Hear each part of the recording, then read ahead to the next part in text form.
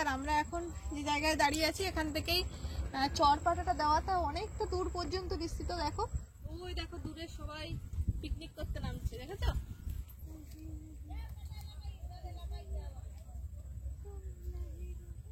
আমরা ভাবি যে নদীর থেকে মাছ কাঁকড়া যে কাঁকড়া ধরা হয় তো সেই কাঁকড়াই টেস্ট বেশি, তো সেরকম নয়।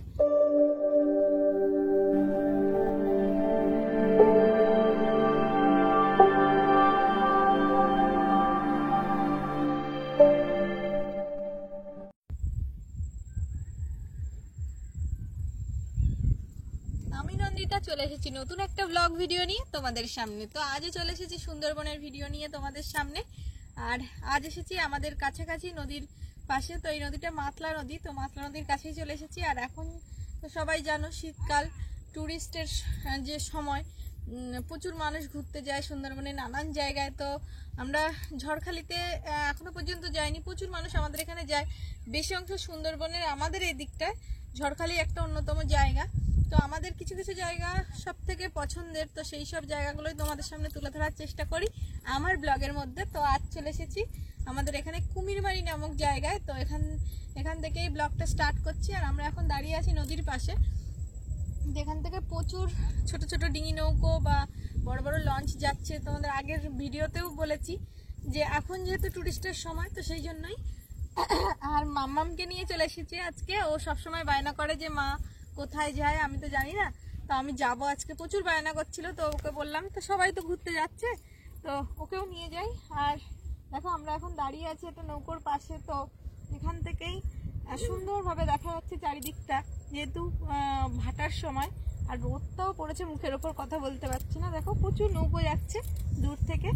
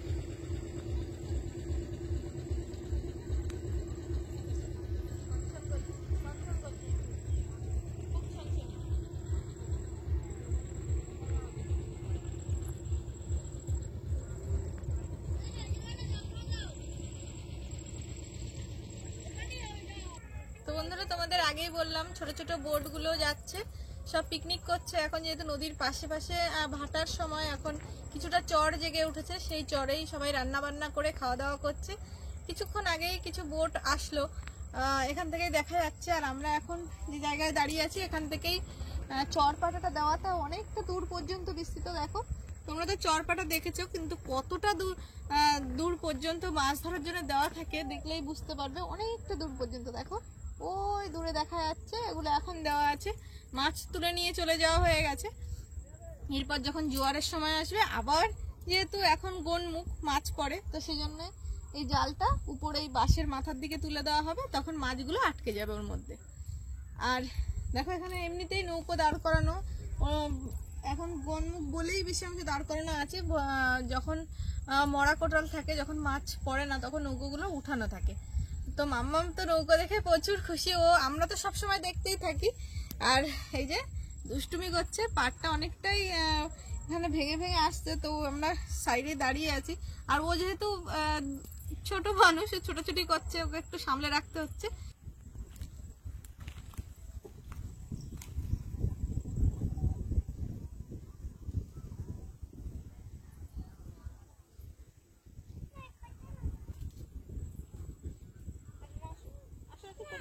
কিছু হবে না, ওর উপর পা দিয়ে আসবে, কিচ্ছু হবে না।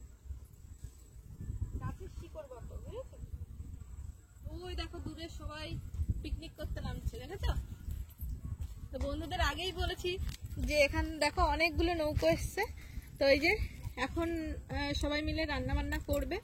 তো চড়ে উঠছে, অনেকটা চড় বেরিয়ে গেছে, যেহেতু এখন টুরিস্টের সময় অনেক মানুষজন আসে আমাদের যে সুন্দরবনের যে নদীগুলোর পাশটাতে প্রচুর পরিমাণে আনন্দ করে। এই সময় নৌকোয় নদীতে মানে স্রোত বলো বা ঢেউ বলো অনেকটাই কম থাকে শীতকালে, তো সেই জন্যই সবাই ঘুরতে বেরোয় এই সময়টা।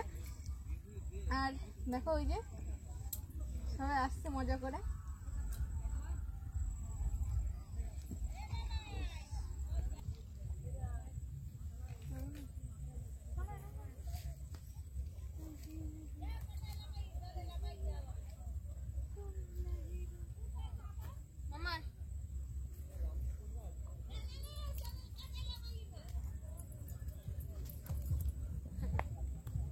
কতগুলো নৌকো দেখো, ওই পারেও আছে। ঠান্ডা লেগে গেছে, জিরেটা বেরিয়েছে।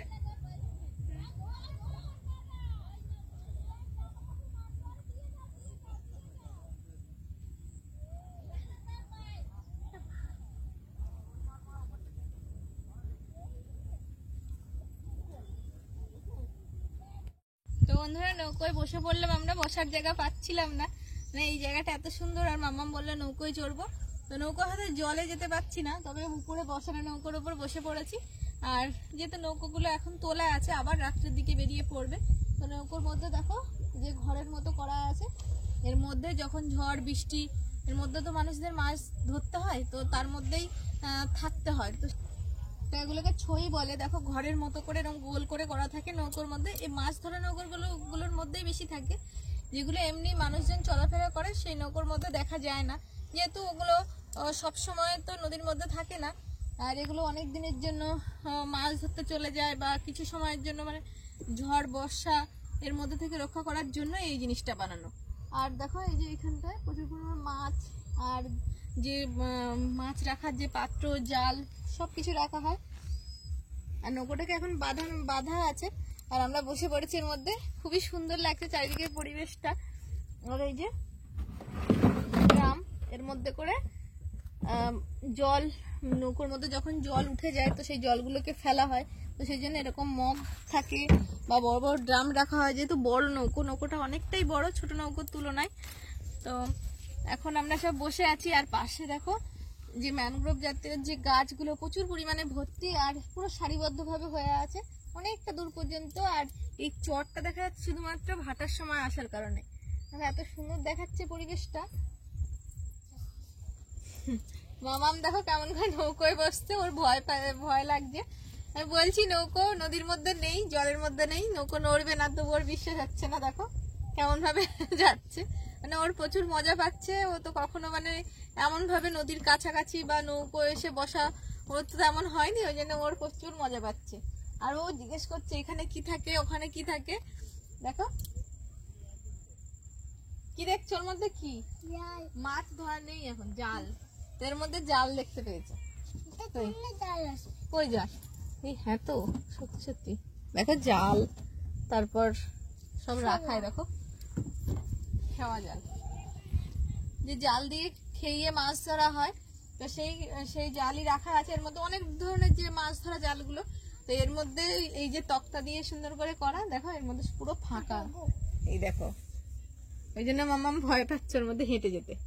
এর মধ্যে জল থাকে, সেই জলগুলোকে ছোট ছোট ড্রাম কাটা থাকে, তো সেই ড্রাম দিয়ে সেই জলগুলো ফেলে দিতে হয়। আর যা মাছ থাকে বা অন্যান্য জিনিসগুলো সব এই নৌকোর এই ভিতরের দিকে থাকে। তো যারা মাছ ধরা ভিডিও দেখো তারা তো জানোই। তো চলো এবার একটু ওই দিকটায় যাই, চলে আসো।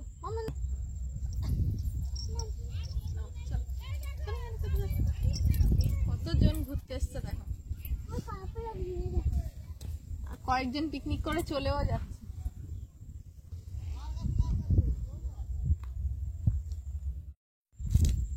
তো বন্ধুরা দেখো এতটা পর্যন্তই এখন জল এসেছিল, তবে একদমই ভরা কোটাল থাকলে একদম রাস্তা পর্যন্ত হয়ে থাকে জল। তো এখন আমরা একটু এই যে গাছের দিকটায় এসছি, এত সুন্দর দেখো। আর চারিদিকে গাছগুলো খুব সুন্দরভাবে হয়ে আছে, তার সঙ্গে যে ছোট ছোট শ্বাসমূলগুলো সেগুলো হয়ে আছে। মামাম তো হাঁটতে পারছে না এর মধ্যে দিয়ে। আর এখন আমরা এদিকটাই যাচ্ছি। প্রচুর কেওড়া গাছ, নানান ধরনের গাছ আছে। কেওড়া হয়নি? হ্যাঁ, কেওড়া হয়নি?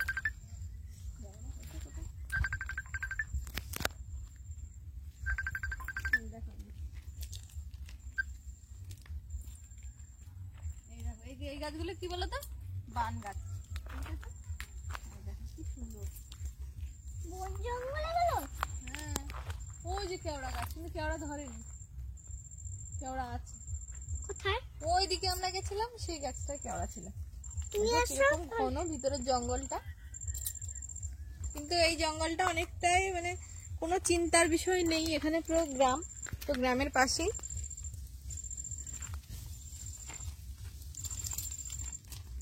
ওই যে কেওড়া গাছ। কেওড়া ধরেছে? হ্যাঁ, কেওড়া ধরেছে? কেওড়া গাছ আছে, কিন্তু কেওড়া ধরেনি। কেওড়া গাছ হয়েছে। আমার দেখ কেওড়া গাছ, কেওড়া ধরেছে? না কেওড়া ধরেনি। তো বন্ধুরা, নদীর পাশ থেকে দেখো দুপালন গাছগুলো কত সুন্দর হয়ে আছে। তোমরা তো সবুজ হয়ে থাকা দেখেছো, আর এখন দেখো এই যে গাছের যে পাতাগুলো, এগুলো হচ্ছে সব মানে পেকে গেছে, এরপর শুকিয়ে যাবে। তো সেই শুকনোর আগের যে কালারটা দেখো, এত সুন্দর, যে পিঙ্ক কালারটা পুরো হয়ে আছে চারিদিকে। আর এগুলো গরু, তারপরে ছাগল, এদের প্রচুর খেতে ভালোবাসে। মানুষজন এখান থেকে তুলেও নিয়ে যায়। এই যে শুকনো ডালপালা, এগুলো জ্বালানির জন্য কাজে লাগে।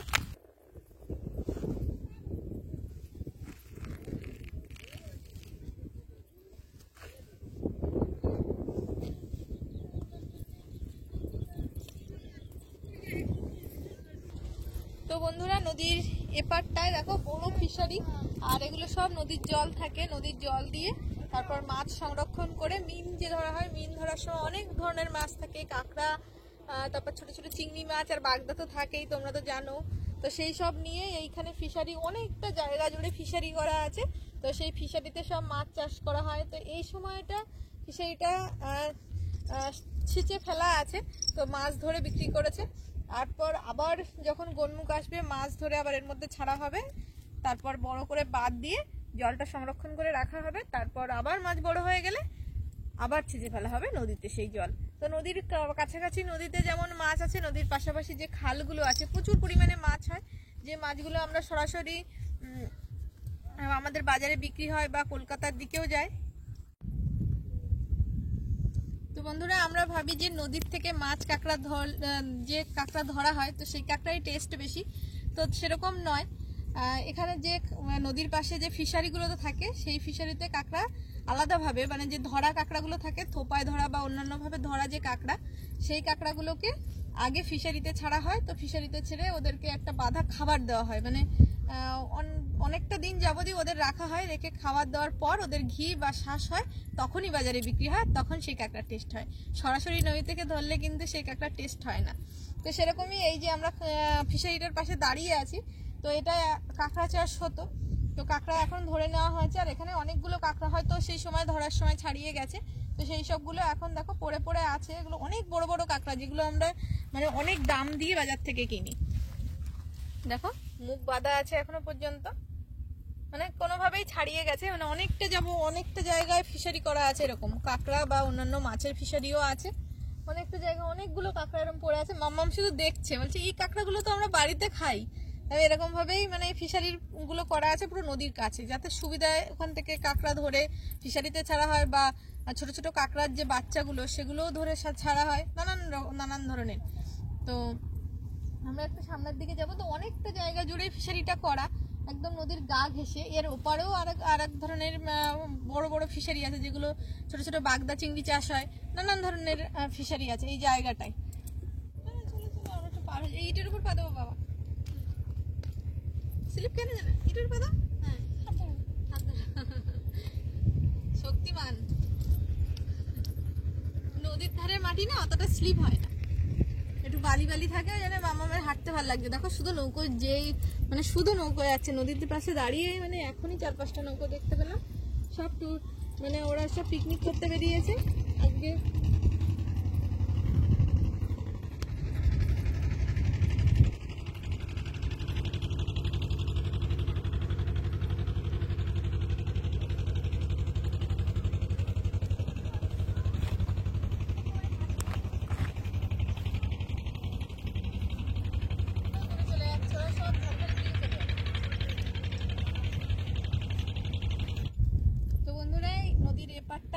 ফিশারি তোমাদের দেখালাম, আর এপারটাও মাছের ফিশারি। তো এখন সব দিকেই কাঁকড়াও ধরে নিয়ে গেছে, আর মাছের ফিশারি থেকে প্রচুর পরিমাণে জল ছিল, আগে একবার এসেছিলাম। তো এখনো দেখছি জল সব তুলে দেওয়া, মানে এই মাছও ধরে বিক্রি করা হয়ে গেছে। আর এই সময়, এই শীতের সময় নদীর থেকে পুকুরের মাছের টেস্ট বেশি হয়, তো সেই জন্য নদী এই যে মাছগুলো সব তুলে নেওয়া হয়েছে। তো আমরা এখন নদীর পাশ থেকে উঠে এসে এখন ফিশারি বাঁধের উপর থেকে হেঁটে হেঁটে যাচ্ছি। আর অনেকটাই ঘুরলাম, ভালোই লাগলো, আর তোমাদের সঙ্গে শেয়ার করলাম। যদি ভিডিওটি ভালো লেগে থাকে অবশ্যই লাইক কমেন্ট শেয়ার করবে, আর যারা নতুন আছো চ্যানেলটিকে সাবস্ক্রাইব করে আমার পাশে থাকবে, আর যারা ফেসবুকে আছো চ্যানেলটিকে ফলো করে আমার পাশে থেকো। আসছি অন্য ভিডিও নিয়ে। টাটা, মামাম টাটা দাও।